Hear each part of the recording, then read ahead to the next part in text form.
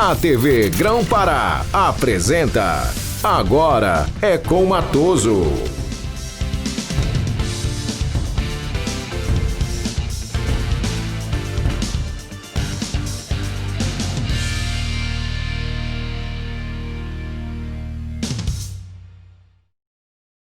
Muito bem, pessoal. Hoje é o dia 25 de junho de 2020. Ao meu lado, o senador Zequinha Marinho.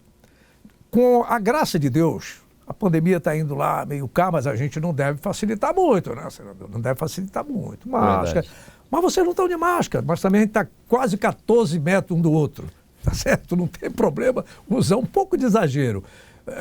Mas tem que usar máscara, lavar bem a mão com água e sabão, o álcool em gel, manter o distanciamento, nada de aglomeração e a gente vai vivendo. Tá bom? Então vou conversar com o senador Zequinha Marinho. A gente, com isso, retoma as nossas entrevistas. O nosso programa foi prejudicado com muitas coisas no país, prejudicadas em função da pandemia. E o senador Zequinha Marinho, ele reabre, vamos assim dizer, este ciclo de entrevistas do Agora é com Matoso. Muito bem, amigos. O Agora é com Matoso recebe com muito carinho o senador da República, Zequinha Marinho. Tudo bem, senador? Satisfação estar aqui, quero agradecer pelo convite e é uma alegria, né, poder ter a oportunidade de conversar com você, que é uma tradição na comunicação aqui em Belém e é a primeira vez que a gente conversa assim. Eu conheço a sua história, seu trabalho, né, quando deputado estadual, ainda eu longe da política, mas já ouvia muito falar em você e é uma alegria poder partilhar desse momento aqui. Perfeito. Eu também, já falando dessa questão de primeira vez, eu posso dizer que é o primeiro senador comandado que a gente entrevista aqui no programa. Então. Tivemos a entrevista com o ex-senador Mário Couto e agora comandado o senador Zequinha Marinho, muito nos honra também. Grande privilégio para a gente. Tá certo? Mas, senador, antes da gente começar a nossa conversa, que eu costumo dizer que não é entrevista. Entrevista me passa assim uma ideia muito eu lá, eu aqui, tu muito lá. Formal, muito, né? Eu prefiro dizer que é uma conversa. Muito bem. Mas eu tenho que dizer que essa conversa nossa aqui, além da TV Grão-Pará, canal 14.1, na Roma News, canal 513, vai entrar numa cadeia nacional, em sinais nacionais, para em torno de 70 milhões de brasileiros. Esse sinal vai para lá. Que bom. Então vamos lá. A TV Com Brasil, tem que até ler aqui, em todo o território nacional, pela Sky e Oi, canal 28, pela Claro TV e Embratel, canal 3, pela Vivo TV e GVT, canal 239. E aqui o nosso canal ponto 1. Como o senhor é senador da República, embora pelo estado do Pará, a responsabilidade abrange todo esse setor. Não né? tenha dúvida. Toda essa população. Alegria poder saber que nós vamos estar falando com tanta gente. Bom, nós vamos começar pelo seguinte. A pauta, ela ficou, que foi uma entrevista até, uma conversa que foi, sempre a gente sabe das dificuldades, enfim, mas eu estava com uma revista, e a revista, por mais que seja importante o material gráfico, mas essa conversa, assim, ela fica aquela coisa mais humana. Eu gosto muito do impresso, eu dou muito valor. Tudo bem. Mas tem aqui, em defesa dos municípios paraenses. Eu vou pegar carona aqui. Pode até dizer que eu estou copilando, mas eu copiando.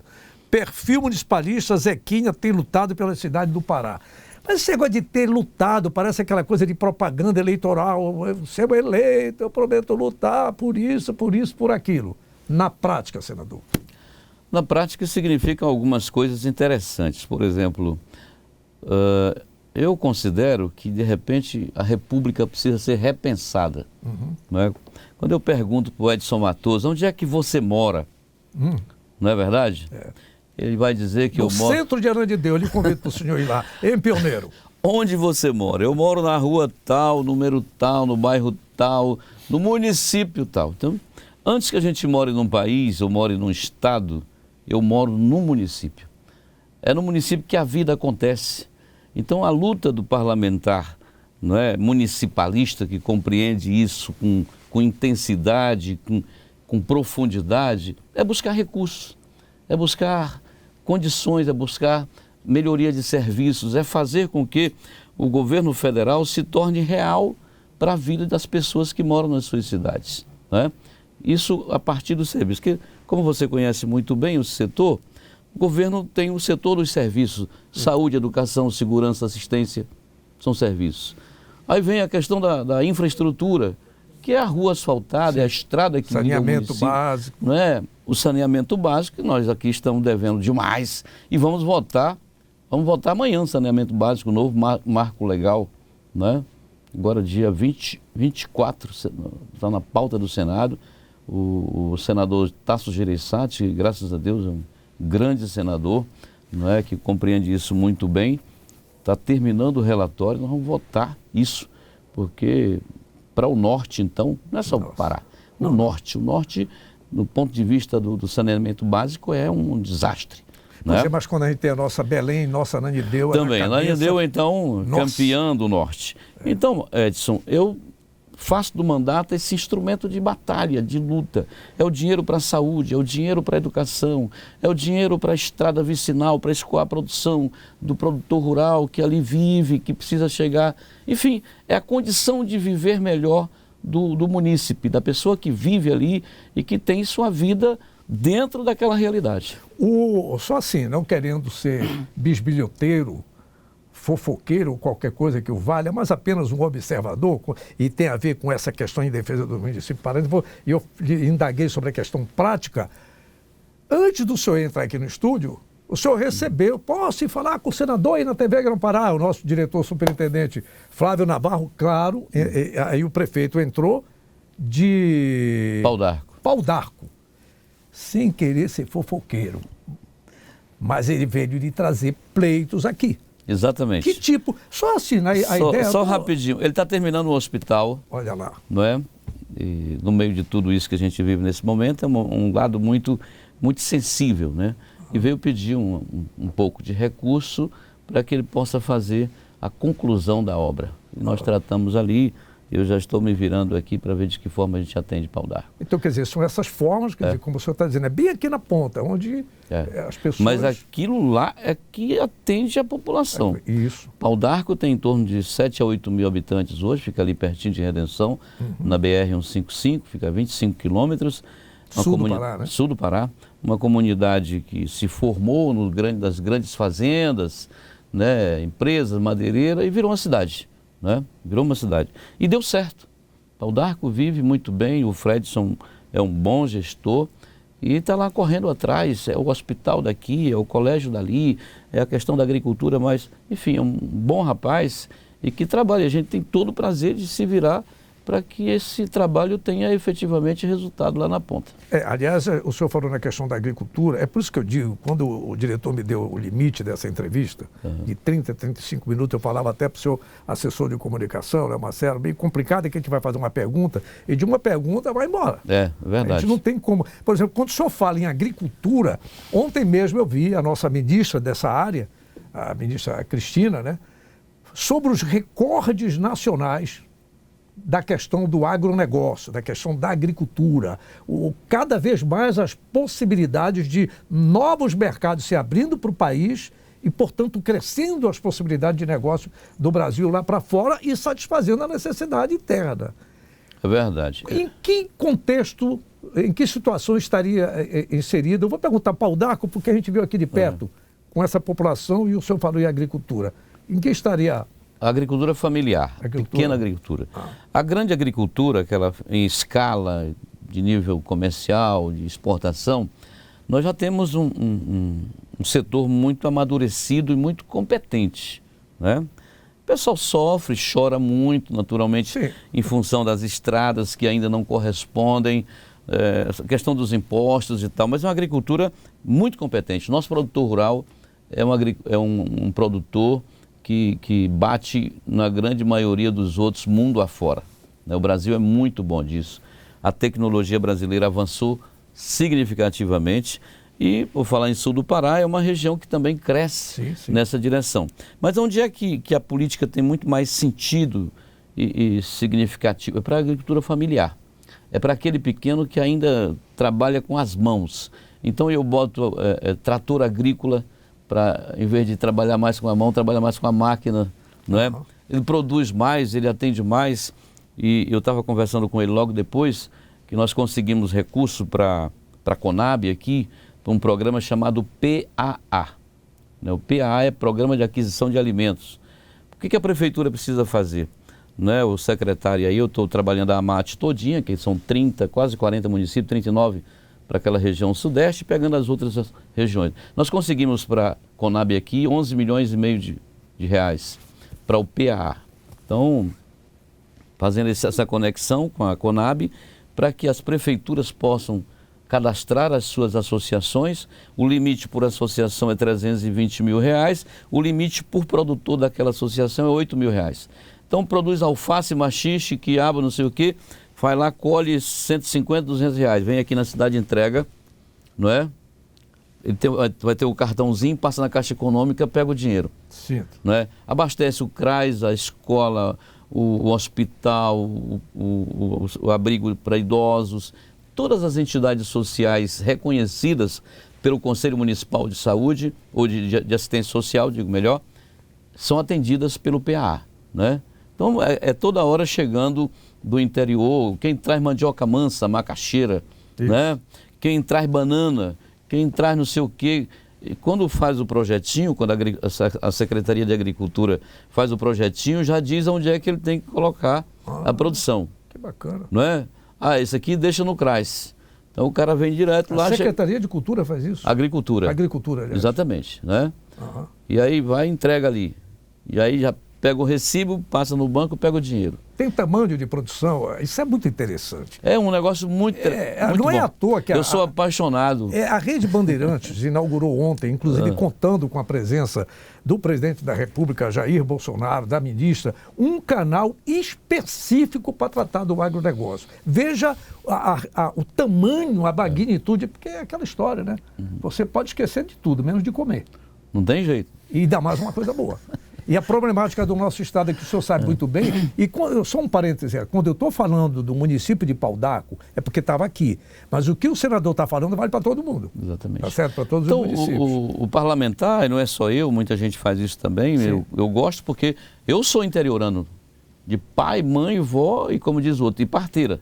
Então eu sei o que é a vida, eu sou filho de agricultor, sei que qual a importância de uma máquina agrícola, a importância de uma ponte para passar, para chegar ao destino, para escoar a produção, e quando isso não existe, você perder toda a produção. Isso é muito difícil. Então a agricultura familiar no Pará precisa desenvolver muito. Primeiro, capacitando o produtor, que é uma coisa que nós estamos trabalhando junto ao Senar, nessa direção. Isso é muito importante. Porque antigamente, Edson, o agricultor tinha a terra apenas como um lugar de morar e de plantar alguma coisa para comer. Monocultura. Tem que acabar com isso. A terra é a empresa dele, é o empreendimento dele. Pois é, mas falta o conhecimento. Mas aí chega junto, né? O parlamentar põe o recurso dali, põe de cá, põe a máquina e chega. Quer dizer, o agricultor pode ser um empreendedor rural do tamanho que ele quiser. Pequenininho, médio, o grande, que eu falei que já é um cara treinado, é um craque, é um empresário, não é? E esse pequeno é alvo dos nossos cuidados, porque ele é que faz a agricultura do lugar ali, que dá comida na mesa, né? E aquela coisa miúda, a feira, não é? O mercadinho, tudo é abastecido por ele. Porque é bom lembrar, ainda dentro disso, só para encerrar essa parte aí, que é encantadora. Aliás, hoje o meu querido Flávio Navarro viu a macaxeira que você viu lá, acabou. Só estou replantando porque, com a graça de Deus, consumiram um pedacinho de terra. Então. Mas usaram toda a macaxeira. Então é isso que o senhor está falando. A gente está vendo como é que se chama assim, um déficit muito grande que o Pará tem. Ainda nós utilizamos muitas mercadorias, hortifruti e granjeiro de outros estados, o que acaba encarecendo. Daí a necessidade do incentivo e do implemento nessa direção que o senhor está fazendo. Correto. E aí também, terminando da minha parte, eu fui relator agora, recentemente, de um projeto de lei que nós prorrogamos todas as dívidas da agricultura familiar por um ano. Por exemplo, a tua parcela do financiamento do Pronaf que você fez no Banco do Brasil, no Banco da Amazônia, qualquer banco, vence hoje, ela passa para o dia tal do mês de junho não é, do ano que vem. Se vencer amanhã e assim por diante, para dar uma folga. Porque enquanto a agricultura industrial funcionou normal, a familiar pereceu, porque o governo suspendeu as feiras, o governo suspendeu um monte de coisa e o agricultor familiar ficou parado. Mas só que os compromissos dele não ficaram parados, o banco conta. Nós entramos rapidamente, né, com essa medida e tiramos a corda do pescoço. Jogou tudo daqui a um ano. Né? Vence hoje, passa exatamente daqui a um ano é que vai vencer. Sim. E uma dessas... sem afetar o CPF dele, ele vai poder trabalhar com o banco normalmente, enfim, um remédio à altura da necessidade. E um desses problemas seríssimo, a questão do pagamento da conta de energia elétrica. Mas o senhor tem um trabalho em cima disso. Estamos fazendo um trabalho, né? E também agora, durante essa questão da pandemia, tem uma regra especial nessa direção. Outra regra que impusemos, e aí não é só para a pandemia, é que não se pode mais cortar energia sexta-feira, não é verdade? Está proibido cortar energia sexta-feira. Portanto, tem a assinatura do senador Zequinha Marinho. Está lá, trabalho, luta, tem um bocado de coisa. Agora, nós temos um compromisso com a população do Pará e do Brasil, que estamos juntando um cerco em torno do custo da energia paraense. Não é? Que isso é uma coisa que a gente não entende. Um desastre para a vida da comunidade e principalmente do trabalhador que ganha pouco e tem que pagar um absurdo para ter um insumo tão importante que é a energia. Quem é que vive sem energia? Porque, sinceramente, senador, dentro disso, olha, é outro tema fantástico, que eu fico feliz de sabê-lo nessas lutas aí. Porque a gente não consegue entender, eu sou metido a saber de alguma coisa. Eu não entendo, na minha santa ignorância, como é que eu tenho a maior hidrelétrica, né, genuinamente brasileira, que agora tem lá de Belo Monte, mas ainda tem muita confusão em Belo Monte, que é a hidrelétrica de Tucuruí, e a minha energia é cara. E tem município perto de Tucuruí que ainda não tem, ou se tem meia boca. A política é nacional, né? Não é estadual. Mas eu vou usar o que o senhor disse ainda há pouco, é nacional, e o nacional começa comigo daqui. Exatamente. É igual a história do município. E é exatamente por isso que dificulta, a carga tributária é muito grande e outras coisas, por exemplo, as perdas não técnicas. Perda técnica, eu puxo a energia dessa torre para aquela outra e ela vai perdendo na estrada, não é? Aqui sai X, mas ali chega um pouco menos. Essa é a chamada perca técnica, certo? Mas a não técnica, sabe o que ela é na parte prática? É o gato. Pô, isso é não é? É o gato, é aquela ligação que o cara faz lá para puxar, porque é difícil, burocrático, e ele vai lá e resolve por conta própria. Quem é que paga? Eu e tu, que temos a ligação normal e regular. Então, eu já estou com o projeto de lei lá na frente para acabar com isso. E quando se fala isso é um problema da empresa, ela que tem que tomar conta e fazer uma gestão de qualidade e evitar esses gatos. Né? Eu não posso ficar pagando por alguém que tem uma gestão ineficiente. Né? O consumidor que já vive sufocado não pode ficar fazendo isso. Então, vamos tirar aí uns 30% de valor, enfim. E aí vem outras coisas que a gente pode falar depois, que são complexas e profundas em cima desse setor. Mas só assim, em cima do gato... O cidadão de pequeno, micro e piquichito, as condições, não se preocupe que o problema não é você não. Porque a gente sabe de verdadeiros tigres, não são gatinhos não, são verdadeiros tigres, de gatões, de empresas, de grandes consumidores que usavam gato, né? Aí quer dizer, para alguém pagar. Isso é roubo de energia, né? Pois é. Senador Zequinha Marinho, uma outra questão que o senhor já vem participando como parlamentar anteriormente, depois como vice-governador da época do Jatene, e agora como senador, o senhor retoma essa discussão da PEC, é a questão da Lei Candir. Que muita gente ouve falar de Lei Candir, mas vamos no popular. Tá? A imprensa fala, o senador fala, as discussões de altos níveis, em seminários, Lei Candir, Lei Candir, Lei Candir, mas o caboclo aqui na ponta, vamos lá, o que é que serve isso para a minha saúde? Onde é que essa tarde da Lei Candir serve para o meu bolso e para a minha barriga? Na prática, em que a Lei Candir pode atender cidadão que mal e porcamente sabe o que ele acha isso? A Lei Candir, ela na prática, é fácil de compreender. Não é? O trem da Vale enche de minério lá na Serra dos Carajás e vem para o Maranhão para ir embora. o Pará não pode cobrar imposto sobre essa mercadoria. Também é uma política nacional, não é uma política estadual, né? É coisa de governo federal aqui dentro, né? Não pode cobrar o imposto. Então, subentende-se pela lei do deputado Candir, na época, Sim. que ele,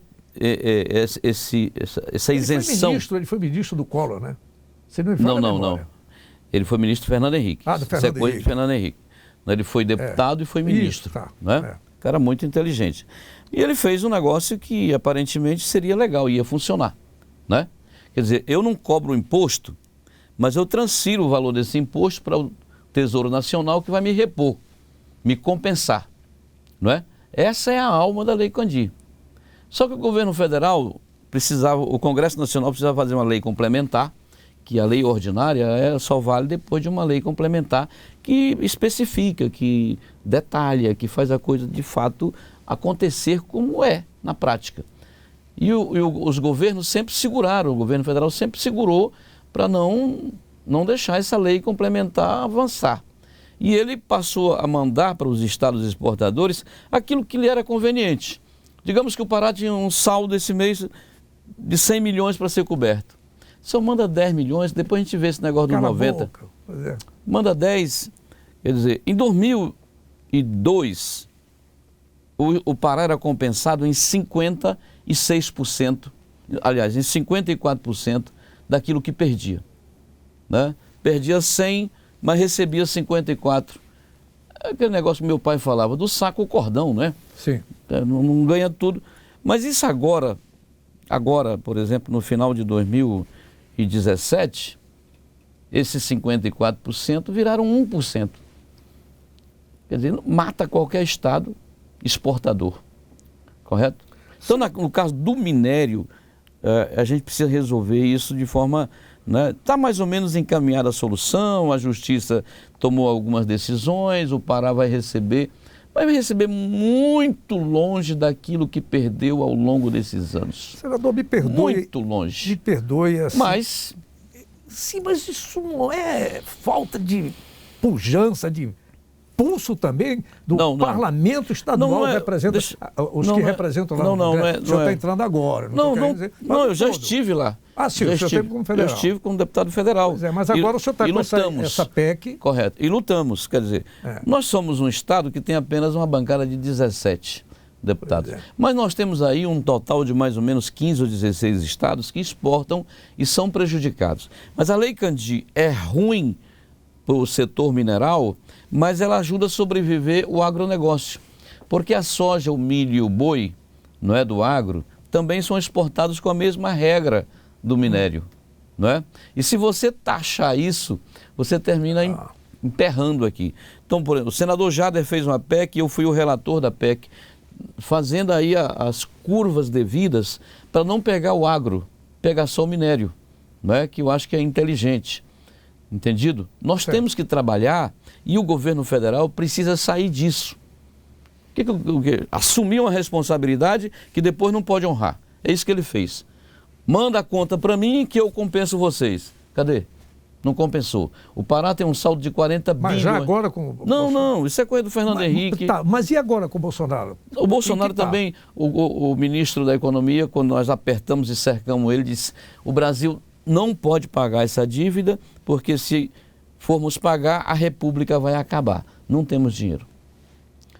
Porque o débito era o quê? 459 bilhões de reais. Entendeu? O débito com todos os estados. Desse pacote, desse valor, o Pará tinha 40 bi atrasados. O Pará vai receber um pouco de dinheiro agora, que me foge exatamente a memória, é coisa pequena. Mas tudo bem. Nós precisamos consertar pelo menos daqui para frente, Matoso. Pois é, daqui para frente. A gente tem que liberar os estados exportadores de minérios para que eles possam discutir uma taxa. Né? O Pará vai cobrar 1%, 2%. Não é que cobre barato, mas cobre porque esse dinheiro vem e começa a mudar a vida das pessoas. Educação, tudo, saúde. tudo. Me permita aí, não querendo legislar em causa própria, eu acabei de perder um irmão. Para mim, o que mais me doía como cidadão, como paraense, a morte eu sei que faz parte da vida, nós vamos chegar lá. Eu vi uma vez um pastor, num momento de uma pregação, na hora de um sepultamento, ele citava o exemplo que a vida era como a flor, né? Ela nasce, vive e fenece. Então eu sei, poxa, mas eu vejo meu irmão morrer, porque a saúde é ruim de um dos melhores municípios, mais rico município do país, que é Paraopebas. Eu, como cidadão, a gente fica assim meio... Então é isso que eu penso. Não é só agora, é no conjunto da obra. Dentro dessa luta que o senhor está aí mostrando, e quem sabe a partir de agora, tá bom, vamos esquecer o que passou. Receber um troco, né? Pois é. Receber um troco e normatizar daqui para frente. E nós queremos fazer isso, a fim de que o governo federal é um governo muito interventor nas ações e os estados ficam, sabe, engessados sem poder agir.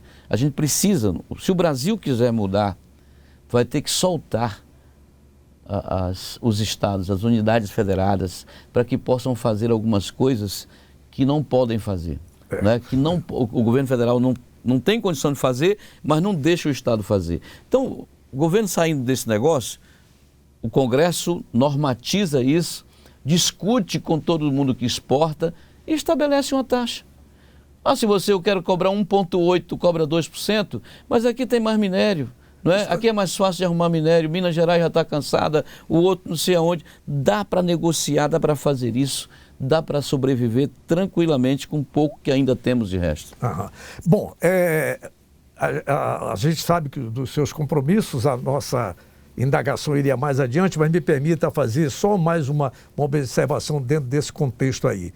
O senhor fala que o poder da República, da União, enfim, mas parece que só não teve para nomear o delegado-geral da Polícia Federal. Esse é um comentário meu.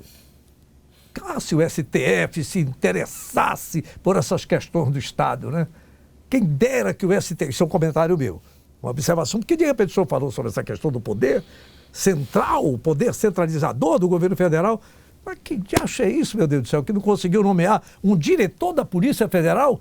Por que não esse poder do STF ser em favor do povo, principalmente nortista, da maior região, área de terra que nós temos no país, e a gente vive, como eu me lembro daquele vice-governador que era parece que da família Corrêa de Santarém, que era vice da Ana Júlia. Odaí. Odaí Corrêa. Eu nunca esqueço do discurso que ele fez no hangar, quando ele disse: somos um povo pobre sentado num tamborete sobre uma das maiores riquezas do mundo. É um negócio meio contraditório, né? A riqueza que tem nesse solo e o povo é de uma pobreza que dá dó. Isso é só mais um. E esses investimentos... Gente, deixa eu aproveitar. Quase não conversei com o senador. Mas essa revista que tem aqui, Senador Zequinha Marinho, eu estou copiando aqui as indagações, só que o resto a gente vai levando no papo.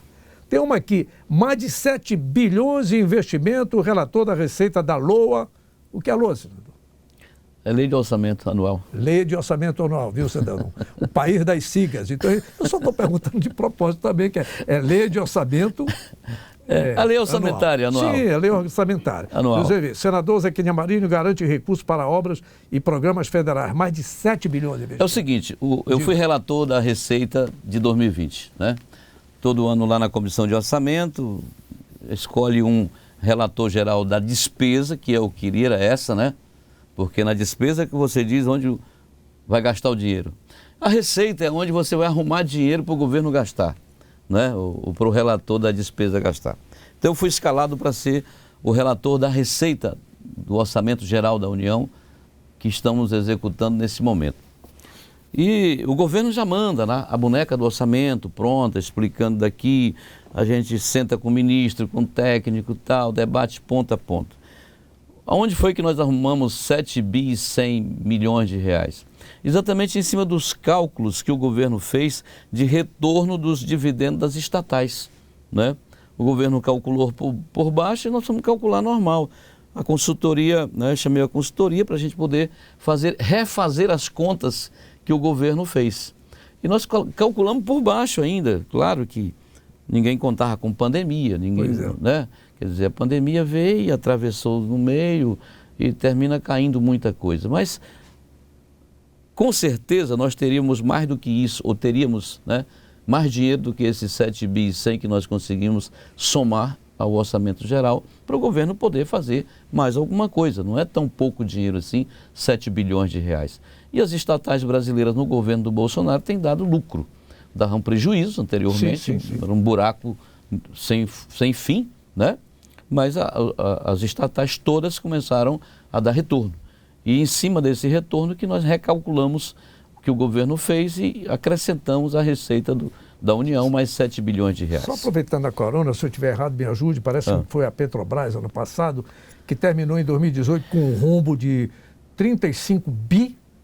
Aí no primeiro ano do senhor Jair Messias Bolsonaro, pagou os 35 bi e ainda teve mais 70.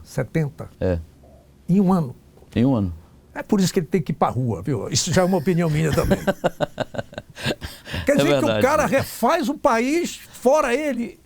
Mas é verdade. Volta aqui, seu comentário meu. Desculpa, mas às vezes eu esqueço que eu sou entrevistador, desculpa aí, senador. Não, fica à vontade. Não, porque eu não consigo entender. Isso é público, o que né? Mudou o meu país. O que presta não vale. O que não vale nada, esse é que está certo. Que país é esse que já cantavam os roqueiros dos meus tempos lá dos anos 1980? Que país é esse? Comentário meu. Nós estávamos nos investimentos. É isso aí, né? Exatamente. Senador, já me deram o sinal de lá, mas eu quero lhe dizer, antes de terminar essa indagação que veio aqui no meu celular, seria interessante ajeitar, conversar, ajeitar no bom sentido, ajeitar Brasil, sempre pensa-se mal, jeitinho brasileiro, mas não é. Conversar, eu sei que a sua agenda é muito complexa e tal, viu Marcelo, viu Anderson, o senhor doutor Flávio Navarro, nosso diretor superintendente, José que está dali, por incrível que pareça, o nome da mulher eu não sei. A Ellen. A Ellen faz parte da sua equipe de... Sim, nossa secretária. Sua secretária. Muito bom. Então, conversar outras oportunidades, porque o que a gente está fazendo aqui, eu estou dizendo, eu peguei a sua revista e saí, nós só fomos dissecando. Porque eu não tenho dúvida, e eu gostei de conversar com o senhor, até me desculpe que de repente, quando me dá uma rompância assim de...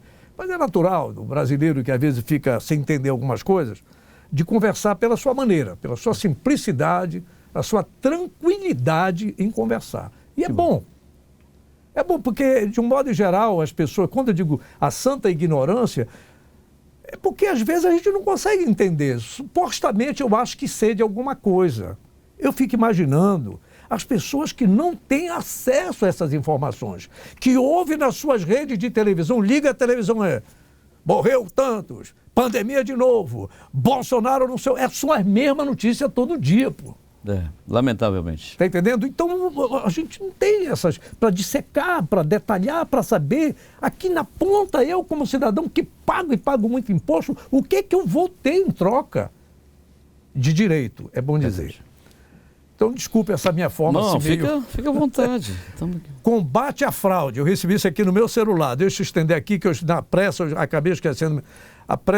O senhor diz aqui, apresentei projeto no Senado Federal para combater a fraude na venda de respiradores.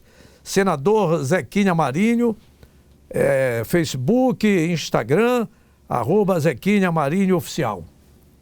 Está aqui, essa é a manchete, como a gente pode dizer. Combate à fraude, apresentei projeto no Senado para combater fraude na venda de respiradores. O que a gente assistiu no Pará, no Rio de Janeiro e outros estados, foi que as empresas que se apresentaram para vender equipamento, somente os respiradores e outros mais, foram empresas que mereciam realmente mandar prender os seus dirigentes, né? Porque venderam, depois não puderam entregar. Se entregaram ou começaram a entregar, foi material de péssima qualidade. Outros, o material não era útil para a finalidade a que se estava comprando, fazendo a aquisição. E é horrível isso. Eu acho que na hora dessa todo mundo tem que ser solidário, não é? E não aproveitar para subtrair o erário, correto? Então, transformar crimes desse momento, né, em crimes hediondos, que você dobra a pena. Isso é uma proposta sua? É uma proposta que nós colocamos, já demos entrada e queremos votar isso, não é? Porque, poxa, tem que dar um para nesse negócio, pelo amor de Deus. Isso é hora do Brasil estar unido, correndo atrás, batalhando, fazendo a coisa acontecer, todo mundo solidário. E não é hora de estar tirando proveito aqui, ali ou acolá, em cima de um momento especial. Você sabe que o Congresso Nacional e principalmente o Senado, foi protagonista de toda uma legislação para favorecer os gestores em função desse momento, que foi o decreto, a homologação do decreto de calamidade pública do senhor presidente da República. Não é verdade? E nós votamos isso, e tem que ser assim. Agora, não se pode, no momento desse, que todo mundo tem que correr atrás para ajudar, prejudicar, né? Daí o nosso projeto pegando pesado em cima do crime da corrupção, sobre um momento especial como esse, transformando em crime hediondo qualquer tipo de corrupção que se possa cometer nesse momento. O senhor apresentou agora qual o encaminhamento que está sendo dado? Ele já tem? Tem sendo trabalhado nas comissões. Como as comissões estão suspensas, não é? Nós estamos discutindo com o presidente a pauta, porque aí ele estabelece um relator de plenário para poder fazer isso. O ex-deputado federal, o homem que comanda o PTB no Brasil, o Roberto Jefferson, permanentemente dá entrevistas, já ontem eu vi mais uma, quando ele fala dessa questão toda e aí vai o seguinte, Congresso, né, Câmara Federal, Senado, e ele usa um termo, que ali desse Congresso só tem uns 100, 150 cotó. O restante tudo tem rabo de palha que dobra o Congresso. Esse pessoal vai votar nesse seu projeto, senador? Bom, a minha expectativa é que a gente consiga, são medidas, e aqui e acolá passa um projeto que são medidas duras, não é? Duras contra a corrupção. Né? E esse é o momento que a gente precisa trabalhar até para espantar os afoitos nesse sentido. Se você tem alguma coisa para vender, venda, não é verdade? Venda, mas venda e entregue, e venda pelo preço que, na verdade, é. Eu sei que a lei do mercado, e principalmente quando se fala da China, a China, né? Se não pagar agora, daqui meia hora custa mais tanto. Se não pagar daqui meia hora, e amanhã, então já é um outro preço. É muito difícil negociar com a China, né, em cima disso. E aí tem 10 intermediários, lá da empresa até chegar nos governantes, nos compradores, são muitas pessoas. Então tem que ter muito critério, muita força e muita dureza para tratar com esse setor. Porque quando a gente fala da questão do empresário, do vendedor, oportunista, selvagem, desse capital não é selvagem. Ele é criminoso, né? Por isso o senhor trata como crime hediondo. Mas só que a gente sabe de casos de pessoas que tinham aí que já eram contumazes em seus comportamentos, com o Sérgio Cabral, com o Pezão, quer dizer, tinha cara aí que já era conhecido do mundo político, né? Então a gente coloca o empresário e o político. Não, é todo mundo. Não tem todo mundo, né? Não tem isso. Se o servidor público cometer, está na mesma situação. Não é só para um, é para todos. Né? É para todos. Senador, o senhor está indo para Brasília, a gente vai terminar por enquanto, eu espero, vamos ajustar com a sua assessoria, a direção da nossa empresa. Eu achei muito interessante conversar, foi uma conversa que, como eu disse assim, eu peguei a sua revista e saí conversando. Até aqui dá um close, please, né, na revista. Mas eu já reparei que tem mais uma outra lá. Eu não tive tempo de me debruçar sobre a leitura, porque na hora que... Eu não posso perder a oportunidade de ter o senador aqui, viu, diretor Flávio Navarro. Tá certo? Um homem desse traz muitas informações para o povo, porque a gente não ouve os políticos falarem, senador Zequinha Marinho. Político só fala na mídia quando é corrupto. Aparece quando é corrupto, quando tem alguma coisa contra, tá entendendo? Ou então fala rapidinho, tá entendendo? Tem algum tipo, quer dizer, mas falar assim como eu estou falando, tira foto de mim, pô. Vou botar lá na minha galeria, Navarro, que você viu hoje. É coisa rara. Isso é uma honra estar na galeria. Eu estou lhe falando assim, pode parecer uma forma... Mas é sério, porque parece que os caras se escondem, pô. Não, mas... Deixa eu ver o que eles são tão Deixa eu lhe falar, assim, nós temos um trabalho com redes sociais, né? Que sim, pois me permitiu, que gostaria de cadastrar seu telefone para receber pelo WhatsApp. Além do Facebook, do Instagram, tá, né? O tempo todo faz isso, faz aquilo. Na verdade, todo político quer estar na mídia, né? Às vezes não tem muita oportunidade de estar na mídia. Eu quero aqui agradecer pelo convite, meu querido amigo Navarro, né? Você no seu programa, com toda a sua história, a sua competência de trabalho. Estamos aqui, nosso escritório está aqui na Rômulo Maiorana 700, né? Correndo muito o tempo todo, com pandemia ou sem pandemia, temos que ir. Nós ficamos trabalhando remotamente ali de Marabá, né? E aquilo dá uma fadiga na gente, né? Dá um estresse danado. E conversando com minha turma, conversando com o professor Anderson, nos reestruturamos assim aqui e também em Brasília, para a gente poder correr atrás. Perfeito. E aí usa máscara, e aí lava toda hora as mãos, Sim. e usa o álcool gel, mas vamos ter que nos adaptar a essa nova vida, esse novo momento. Japão já faz isso há não tem tanto tempo. como fazer o quê? Né? Até que, se Deus quiser, a vacina possa chegar, a gente tem mais tranquilidade, né, estar imunizado contra essa dificuldade toda. Mas é dessa forma. Ok, então o senador Zequinha Marinho, eu repito, eu fiquei muito gratificado pela maneira como a gente está conversando. E eu peço até para a própria assessoria estar aqui, que não me conhecia, pelo menos 90% dela.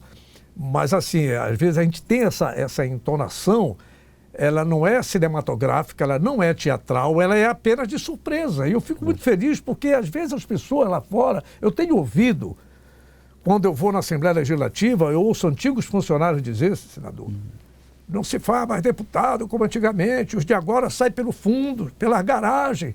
Pô, ficar, quer dizer, o cara só vai atrás do eleitor quando precisa do voto? Não se exponha ao eleitor. E aí tem um outro aspecto que eu fico gratificado de conversar com o senhor, uma opinião particular também, mas não é uma mera opinião, é uma constatação, que o senhor, além de ser um homem público enquanto parlamentar, portanto, com voto para chegar aí, o senhor tem bem aqui uma de corpo e alma, ou diria de corpo e espírito, na sua condição de evangélico. Que eu já ouvi políticos dizer, o pastor, o padre, o sacerdote, a espiritualidade, ela entra onde o político convencional não entra. E o senhor tem essa dupla condição, né? Um Graças político... a Deus, desde a nossa adolescência, né, a gente procura servir a Deus, e sou muito grato pela oportunidade que Ele nos tem dado, muito grato pela grande família evangélica e também católica, que nós trabalhamos com todo mundo, né? Mas Deus nos deu aqui, né, essa oportunidade muito grande de ter uma família imensa por todo o Estado, né, que tem sido parceira e companheira das nossas grandes lutas e também dos sonhos que todos nós temos com relação ao nosso Estado e ao nosso país. Né? Então, pessoal, foi assim a conversa com o senador Zequinha Marinho. A gente, com certeza, depois dessa conversa, a gente vai poder estender mais, até conversando com a assessoria e vendo esses detalhes para a gente saber mais e espalhar para que as pessoas saibam do que está acontecendo no Congresso. Não é? Porque, infelizmente, eu ouço a voz do Brasil, mas nem todo mundo ouve a voz do Brasil. Eu ouço a voz do Brasil. Né? Ah, isso é coisa de velho. Pô, então tá bom, coisa de novo. Está aí a pandemia. Aí o que é que acontece? É bom a gente saber o que está acontecendo no país. É verdade. Saber. E é interessante a gente saber dessas situações e fico muito feliz em ter conversado aqui com o senador Zequinha Marinho no programa Agora é com Matoso, da TV Grão-Pará, canal 14.1. E vou citar, claro, aqui no final, e eu tenho que abrir aqui a agenda, porque é um bocado de nome, viu? TV com Brasil, em todo o território nacional, pela Sky e Oi. Canal 28, Claro TV e Embratel, Canal 3, Vivo TV e GVT, Canal 239, a nossa TV Grão-Pará, Canal 14.1, a Roma Cabo, Canal 513. E só assim também uma questão. É tão bom a gente ouvir de novo falar de Deus também na política do Brasil. Fazia tempo, né, que a gente não ouvia falar de Deus na política do Brasil. Muito bem, pessoal. Eu volto amanhã de manhã, tá certo? Às 7 da manhã, com a entrevista com o senador Zequinha Marinho em repetição, tá certo? Portanto, amanhã, às 7 da manhã, reprise da conversa que eu tive com o senador Zequinha Marinho. Até lá, fiquem com Deus.